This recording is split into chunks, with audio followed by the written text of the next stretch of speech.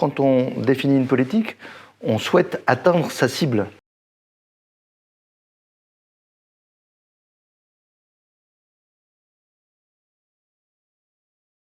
Ce qu'on appelle le dernier kilomètre pour une politique publique, c'est la petite distance, mais qui peut être infinie pour les gens,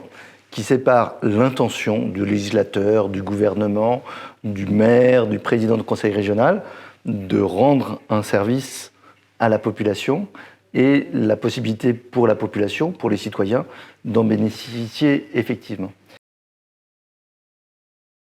Il y a une telle obsession de la précision dans le droit français et dans l'organisation administrative française qu'on définit des critères qui peuvent se retrouver dans la loi, dans le décret, dans la circulaire d'application, qui sont d'une précision tellement diabolique qu'ils vont exclure une partie de la population et générer une complexité qui va éloigner la mesure de son bénéficiaire. Quand on définit une politique, on souhaite atteindre sa cible. Mais si on définit trop précisément cette cible, si on dit que ça doit concerner que pour parler des politiques sociales, des chômeurs depuis plus de 3 ans,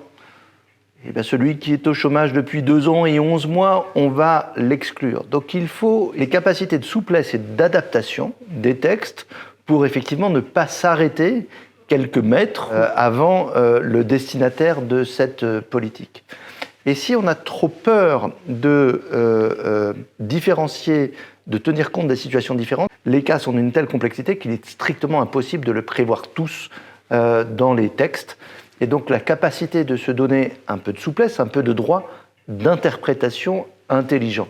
de droit d'interprétation. Et la rigidité aboutit à exclure une partie de la population du bénéfice des mesures, ce qui se traduit parfois par ce qu'on appelle le non-recours, qui peut atteindre 30%, 50%, donc une mesure qui était destinée pour 1 million de personnes, il n'y aura que 500 000 bénéficiaires si on a une vision trop littérale du texte et non pas une vision dynamique de l'intention qui se cache derrière la mesure.